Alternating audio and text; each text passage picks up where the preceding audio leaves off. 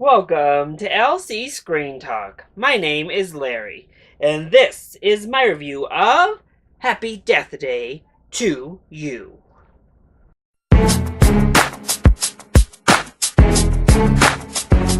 Happy Death Day was this comedic thriller that kind of took us all by surprise at just how fun it turned out being.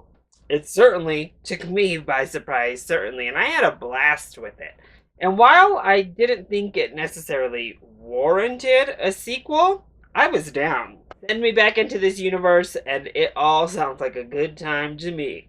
Especially if you're bringing back that main original cast. The trailers looked fun, they looked humorous, it looked like a good time, so I was all on board. But is it really that good a time just reliving the same film? Well, yeah, still a pretty freaking fun time. So, let's go ahead and talk about the positives first. We're going to kick this off by saying the Happy Death Day franchise lives or dies by Jessica Rothe and her pretty much just effortless star power and charm. Because without her, this movie does not work for me. She was so good. It's evidenced in this film how much this whole thing needs her presence. Because when it's not focused on her, the beginning, I was like, uh oh, we are in for a rough time this go round, huh? But once we switch focus and she becomes our main protagonist again, the ship was instantly righted and suddenly I was having fun again. And I think she's actually asked to act more. She's asked to go deeper into this character this go round. And I really enjoyed the thoughtfulness that was put into her character and the emotional moments we were able to receive with her. And she pulled them all off effortlessly. She's funny, she's charming, she's charismatic, she's endearing, and she really sells it. Simply put, without Jessica Rothe, this film works about half as well as it does in its current incarnation. She's great. It's a lot of fun. That's the quick and simple way to put it. This movie clearly knows that it's cheesy, ridiculous horror comedy, and it runs with it. And I think maybe this time it runs a little bit more in the comedy segment, but there are some laugh out loud moments in this film. I particularly loved the suicide montage that happens with our main character in this film. It was just so inventive, so ridiculous, but so funny. And again, works in large part due to Jessica Roth's performance. There's also this like blind segment, which I mean, I guess could be read as slightly offensive, but in the context of the film, I think they explained it well enough. And I thought it also was really funny. And it's interesting. I think they set up a film that keeps your interest by zigging and zagging enough that you're constantly wondering, how are we going to get out of this mess? Where are we going to end up in this mess? What's going to happen? And it does so well where you're constantly intrigued. So where does the film fall short? Well, I'm going to start by saying I didn't quite enjoy it as much as the first film.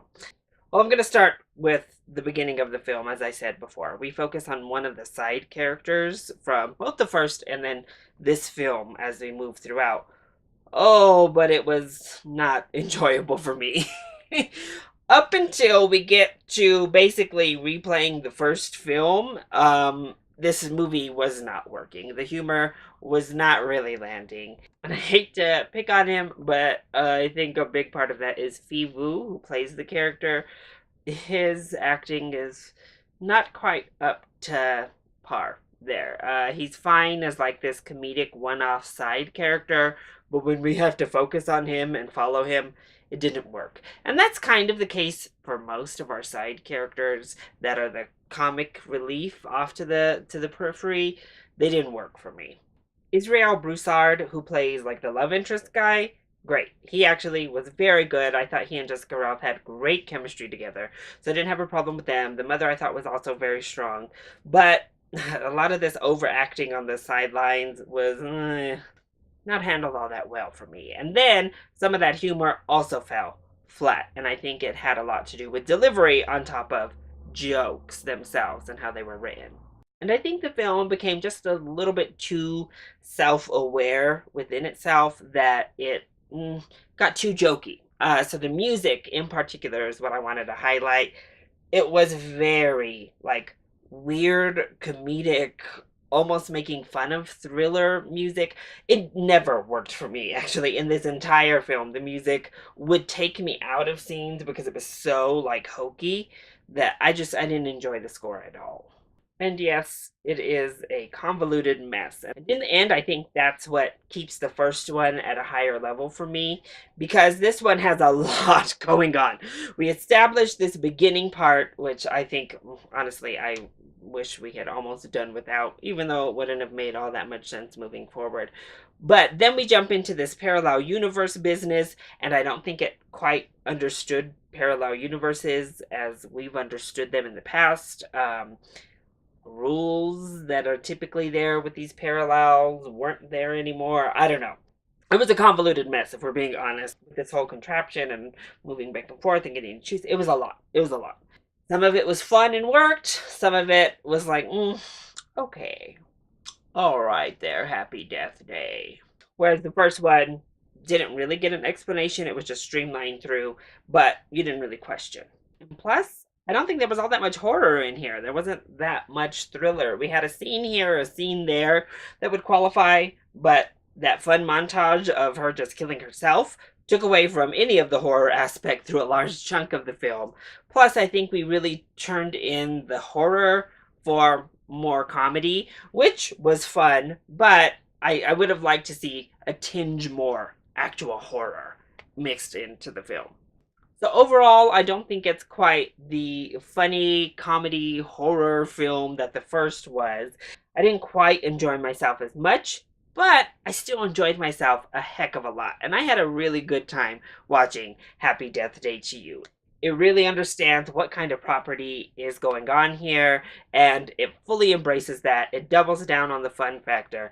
And I just was smiling, laughing, and having a good time through most of the film. And it really just cemented Jessica Rothe as a star, honestly. Her star power and charisma was on full display in this film. So, if you enjoyed Happy Death Day, I say give this a full price ticket. It's a blast, and I think you're going to have a really good time watching it.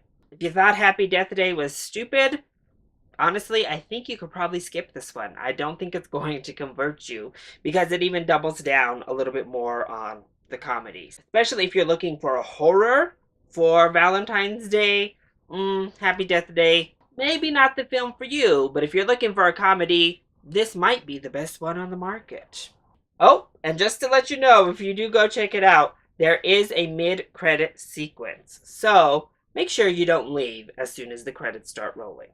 So that is my review of Happy Death Day to You. I hope you enjoyed it. If you did, go ahead, click like down below and subscribe to the channel so you are always up to date on our latest videos. Also, join in on the discussion. Are you excited to see Happy Death Day to You? And what did you think of the first Happy Death Day? Let me know either in the comment section down below, or you can hit me up on Twitter. I love you all so much for your support. Mwah! Thank you for watching, and I'll see you next time. Bye!